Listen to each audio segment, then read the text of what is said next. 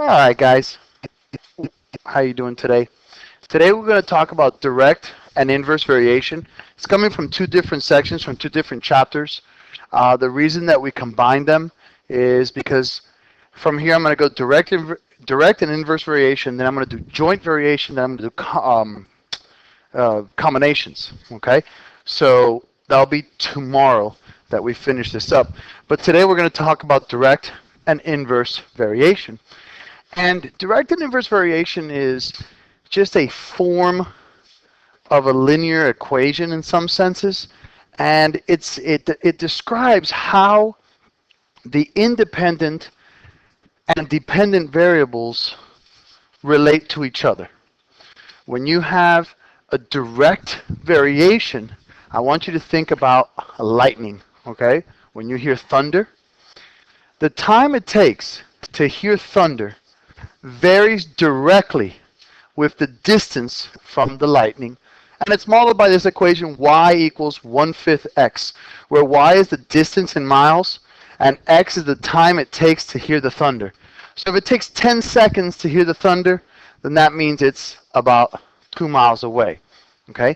This is a direct variation. Why is it a direct variation? Because the y, the dependent variable, okay, depends directly on the x and this coefficient of x. This coefficient of x is called the constant of variation. I'm going to explain all this right now. A direct variation is a relationship that can be represented by the function y equals kx, where k cannot be 0. This k is called the constant of variation for a direct variation. It's called k, and it is the coefficient of x. This k is going to be the indicator as to how y behaves according to x values. Okay? If a k is a positive whole number, for example 2, let's say y equals 2x, y is going to be double any x value. It's a direct variation. Okay? So k is my constant of variation. I can find this k by simply solving for k from the original equation, and I can find my k by simply dividing the y value by the x value. If I take y divided by x, I'm going to get my k. That is the constant of variation. That is what I'm multiplying to the independent variable to get my dependent variable. Now, to determine whether an equation represents a direct variation, solve it for y. We know already that when we're talking about equations or quadratics, linears, whenever we're talking about functions in general, we're talking about a y equals format. Y is the dependent variable, so we're always going to relate models with y equals blank. Whether it be y equals mx plus b, or you're not here yet, but y equals ax squared plus bx plus c. Whether it equals y equals x cubed. Okay? Y has to be alone. That's the dependent variable. That's going to be your answer. So if I give you x's and y's and numbers, and I say, is this in direct variation? The first thing you got to do is solve for y. If once you've solved it for y, my friends, you can write the equation in the form of y equals kx. The k can be negative, positive, a fraction, a mixed number, a decimal, it doesn't matter. As long as it's y equals the constant of variation k times x, which is the independent variable, then you do have a direct variation. If you have anything being added to it or subtracted from it, you have a linear equation, but it is not direct variation. Let me explain with an example. May I? Thank you. So let's do a little concept summary before we actually get into the meat and potatoes of it. Direct variation concept summary. Y varies directly with x. We know it varies directly with x if and only if I have a direct variation of y equals kx. That's how I'm going to know that it's direct variation. Because it's direct variation, it's a direct proportionality. It's a direct proportionality, okay? As x is increasing, y will be increasing by the same factor. When x is decreasing, y will be decreasing by the same factor.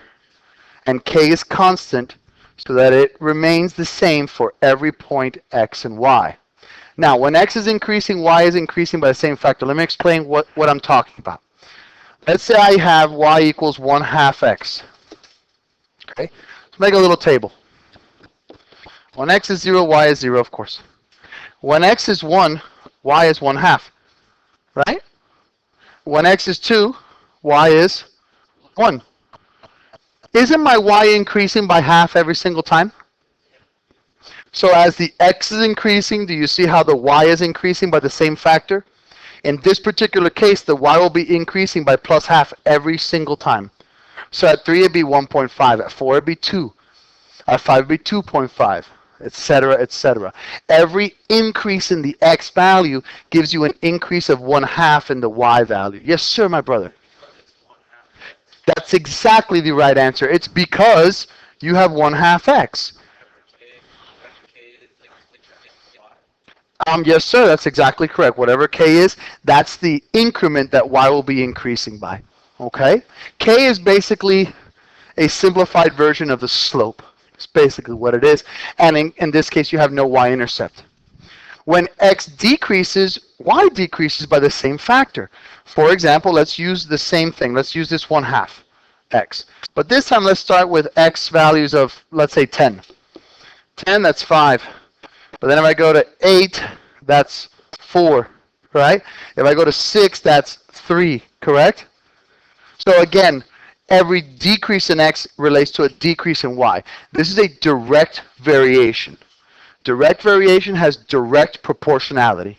Does that make sense so far, my friends? Promise? Yes? Okay.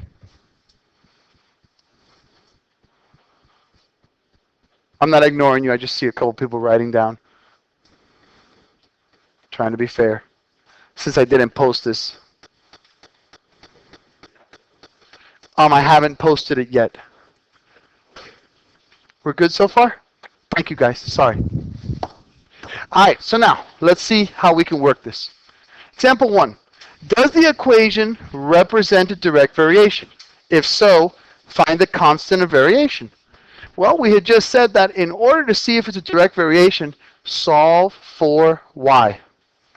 So divide 7 on both sides. Y equals 2/7 x. Is that a direct variation? And what's my k? 2/7. Done. Because it said, if so, find the constant of variation. Remember, the constant of variation is the k. All right. For b, I'm going to solve for y. So I'm going to have 3y equals negative 4x plus 8. And y will be negative 4/3 x plus 8/3. Is that direct variation? No, it is not. It's not direct variation because I said that a direct variation is a y equals kx. Is that part of a direct variation? No. Has to be y equals kx. Period. Done. Over. Nothing being added to it, nothing being subtracted from it, gentlemen. So since I have y equals negative 4/3 x plus 8/3, that is not a direct variation. For letter C, I've got 5y equals 4x. Divide that bad boy by 5. Y equals 4/5 x. Is that a direct variation? It should be a negative 4x if I knew how to do math. Thank you. That's exactly right. Thank you, gentlemen. Is that a direct variation? Yes, it is. What's my constant of variation? What's my k? Negative 4/5. Very good, gentlemen. And last but not least, I'm going to divide by negative 3 here. Bless you. So y is going to equal negative 2x plus 3. Is that a direct variation? No. Why? Because you have that plus 3. So that is not a direct variation. Does that make sense? Gents? Bless you, sir. Sir.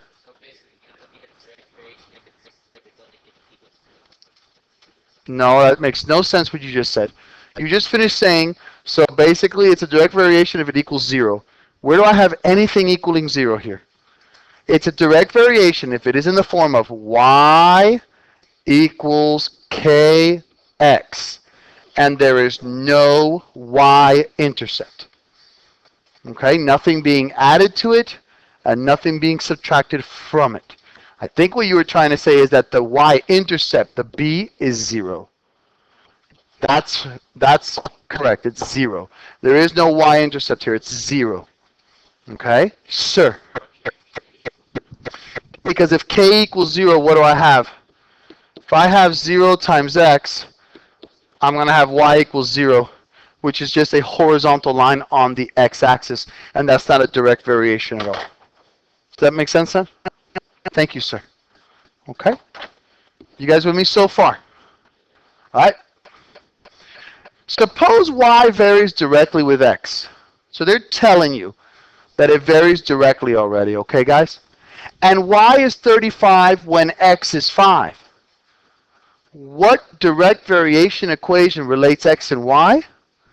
And what is the value of y when x is 9? Okay, I'm going to have two methods here for you. Both of them work. I don't like one or the other better.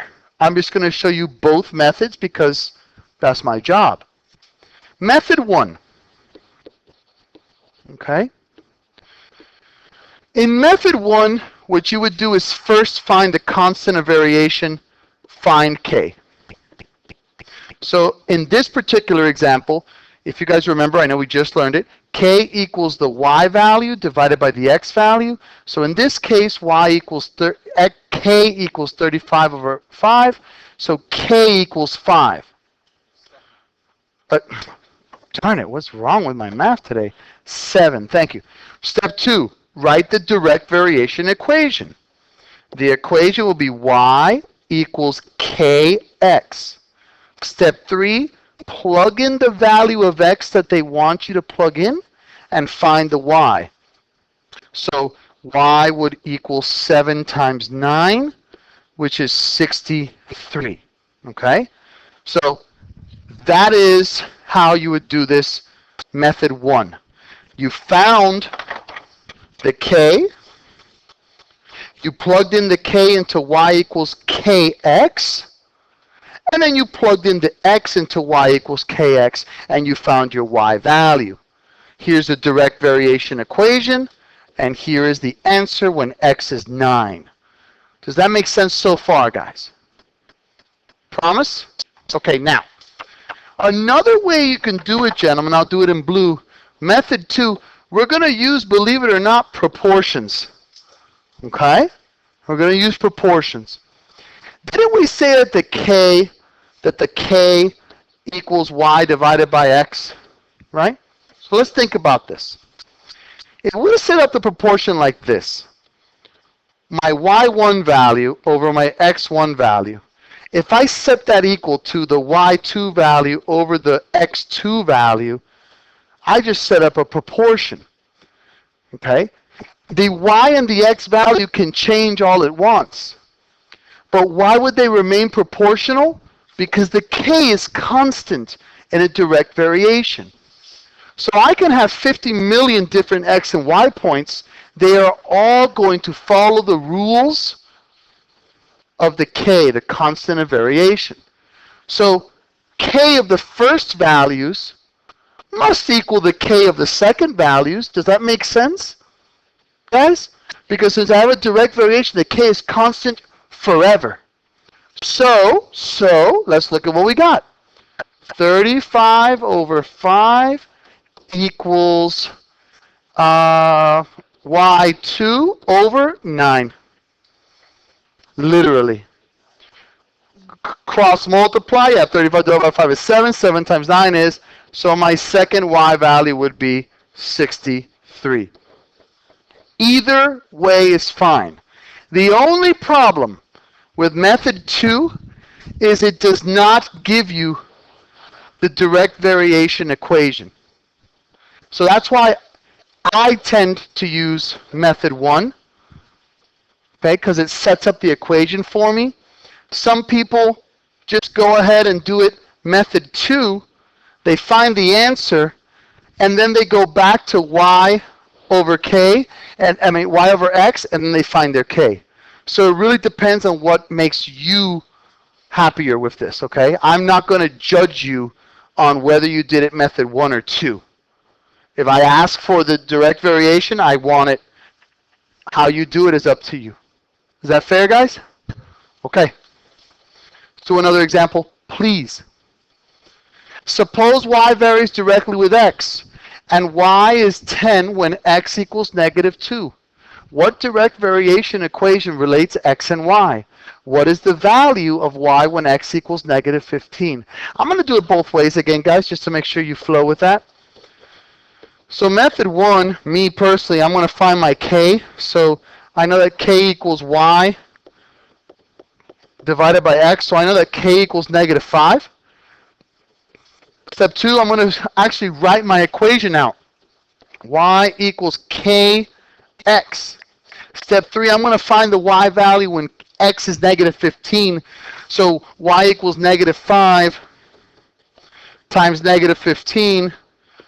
So y equals 75. Very good. So I have two answers, the y equals 75 and the y equals negative 5x. If I want to find it using method 2, okay, I'm going to set up a proportion. Y over x, which is the k, has to equal y2 over x2. There's just no choice because the k is constant in a direct variation. So since y divided by x equals k, it better darn well equal y2 over x2 because that's equal to k in the second set that they give you. So in this case, we're still going to have y2 equals 75. Okay, so that's one part of it. But now, using method 2, how do I get the direct variation? Well, what's my k equal to? What's my k equal to, guys? I'm circling in blue, right? Negative 5. So y equals negative 5x. Either way you want to do it. I like method 1, actually, now that I'm looking at it better. It's less confusing to me. To me. Okay? Because I give you the actual direct variation equation using my first method. If I'm just asking you for the values, though, and they never ask you for the equation, I would do method 2. Is everyone with me so far? Yes, sir.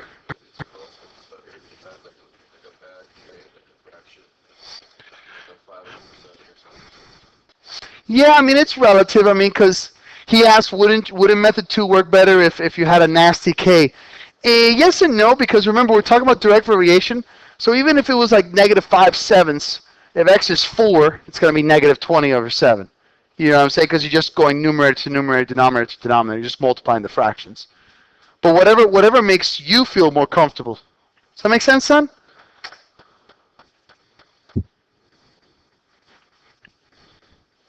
May I continue? Thank you. Now, remember that the constant of variation is the same for each pair of data. Okay? Remember that if the constant of variation is the same for each pair of data, the relation is a direct variation. The only thing here is, remember that the k for a direct variation equals y over x. So if I give you a set of ordered pairs and I say, is this a direct variation? And soon I'm going to ask, is it an inverse variation? I can ask, is it a direct, inverse, or neither? Well, we're going to have to do some testing. If it's a direct variation, the k will be constant, and the k of a direct variation is y over x. So 6 over 4 is 3/2. 12 over 8 is 3/2. And 15 over 2 is 3/2. So yes, this is a direct variation. And in fact, I can even write an equation now for it. Y equals 3/2 x. I didn't have to write the equation, but I did. Let's look at this other one here, my brothers. 3.2 divided by, remember, K for direct variation is y divided by x. It's a different K for inverse. But when we're testing for direct variation, K equals y over x. So 3.2 divided by negative 2, my K here would be negative 1.6. 2.4 divided by 1, my K would be 2.4. And 1.6 divided by 4, my K would be 0.4. Are these all constant? No. So is this a direct variation? No. Does that make sense so far for direct variation? Yes, sir. Thank you. If we check the first two and they don't come up right, we have to check the third. Okay, the question was, Mr. Morrow, you went all the way through all three, but right here, can't you tell that they're not equal? The answer is yes. I just wanted to be thorough and go all the way, my brother. But yes, if you can see right off the bat that the first K is negative 1.6 and the second K is 2.4, no, it's absolutely not, because the K must be constant always. Whether it's a direct variation or an inverse variation, the K is constant. So in order for this particular thing to be a direct variation, my K, which is y over x, must be the same for all sets. Does that make sense, bro? Thank you for asking. Does that make sense to everybody?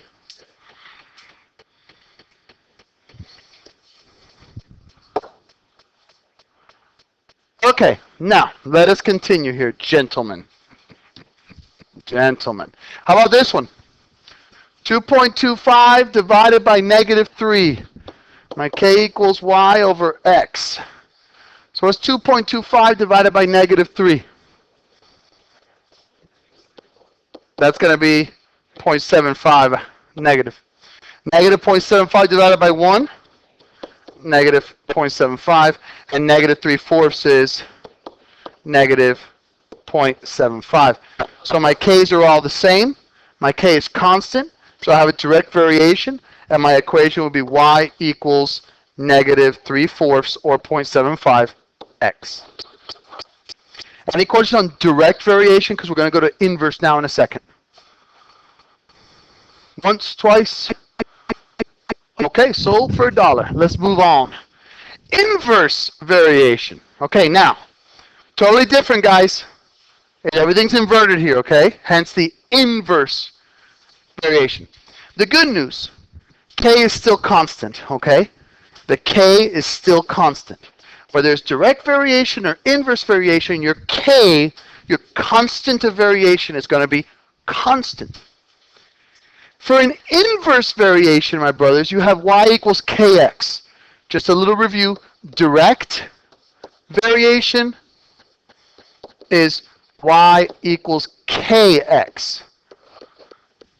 Inverse variation is y equals k divided by x. For a direct variation, my k equals y divided by x. For inverse variation, my k is y times x. Okay, guys? I know it's a little bit confusing. You say, oh my God, all these k's and y's. But just remember, direct variation, it's a direct proportion. You're multiplying it together.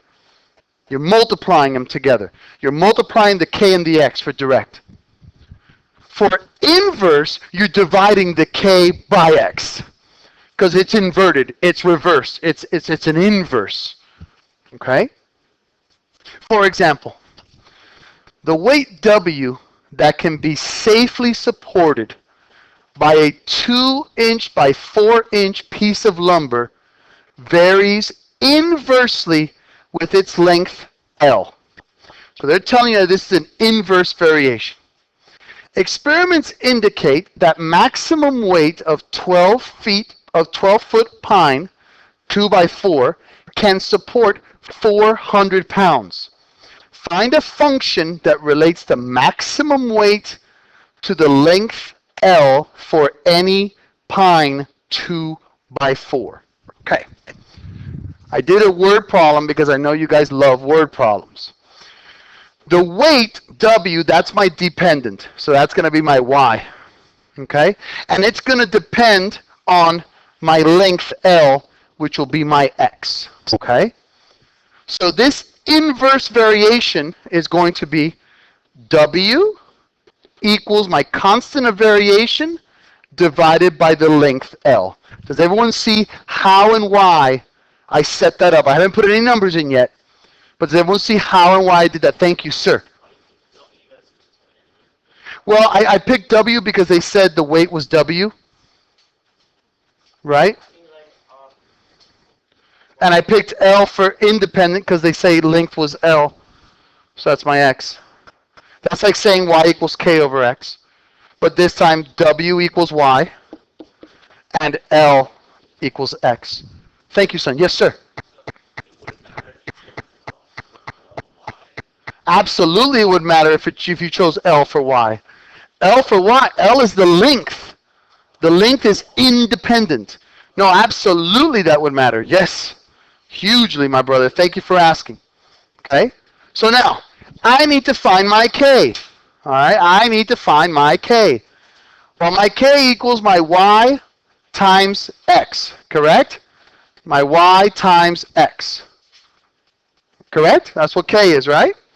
So here I have 400 pounds. So said experiment, maximum weight, a 12-foot pine can support is 400 pounds. So what is my K? My K is 400 times 12, which is 4,800 pounds, right? Or just 4,800. So my equation will be Y equals 4,800 divided by L. That's the answer to A. Now, determine the maximum weight that a 15-foot pine 2x4 can sustain. We have two methods again.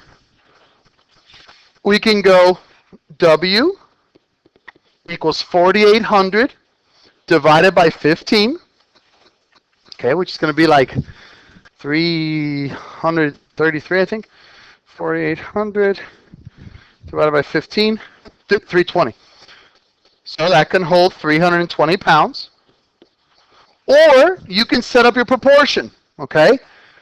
But in your proportion, you have to be very careful here. The K here is not Y over X, it's Y times X. So for this proportion, it would be Y1 value times Y2 value must equal Y2 value times X2 value. So in this particular case, my Y1 and my X1 were 400 times 12. My Y2 is what we're looking for, and my X2 is 15 feet. If you go ahead and divide 4,800 by 15, you're going to get again that my Y2 value, which is my W, equals 320 pounds. Again, I like method 1 better. Me. That's me. Who cares what I like? You need to like what you like. Does that make sense, guys? Okay. Now, remember how we determined whether or not a function, a relation was direct variation? Well, in this particular case, guys, I want to know, is it a direct variation, an inverse variation, or neither? This is how you're going to do this, okay? When you're going to test, you got to test for direct, but if you're testing for direct, you're testing the K that equals Y over X. Every single Y divided by X better be the constant if it's direct. If I'm going to test for inverse, then you got to remember that K equals Y times X. So every Y times X better be constant, okay? And then if it's neither direct nor inverse, then it's neither. So let's first try direct. 15 divided by 2 is 7.5. But 7.5 divided by 4 is not 7.5, correct? So, no, we don't even need to test it anymore. What's 15 divided by 2, my brothers? I'm sorry, stupid. 15 times 2, because now we're testing inverse. 30. What's 7.5 times 4? What's 3 times 10? What's 2 times 15? So since the K, which was Y times X, was constant, this is going to be an inverse variation. Am I making sense here, guys? Thomas? Yes? Yes, sir. So if it doesn't match the first. Well, if it didn't match, yeah. If, for example, let's say it was 30 and 32, then it would be neither. If it's not direct nor inverse, it's neither, sir. You okay? Kind of. What does that mean? I'm asking. What do you mean direct? Direct is y divided by k. What's 15 divided by 2? 7.5 divided by 4. Is that going to be 7.5? So that's why it's no. The k is not constant. The k must be constant. If the k that is constant is a y over x, that's a direct variation. If the k that is constant is y times x, that's an inverse variation. Last example. Suppose that x and y vary inversely, and x is 4 when y equals 12. What function models the inverse variation? Well, we're talking about inverse, so we know that inverse equals y equals k over x. I got to find my k, and I know that k for an inverse variation is y times x, so that's 4 times 12. So my k is 48, so my equation here would be y equals 48 over x. Does that make sense? And then from here, if x equals 6, for example, what's y? Well, when x equals 6, y equals, thank you guys, 48 divided by 6, which is 8. Does that make sense? We're good. Thank you very much, and God bless you. Homework is on the board. Write it down. For anyone that's watching, let me just be nice. The homework is going to be pages 71 through 72, numbers 7 through 25 odds, and page 503, numbers 7 through 17 odds. Thank you very much, guys, and have a wonderful, blessed day.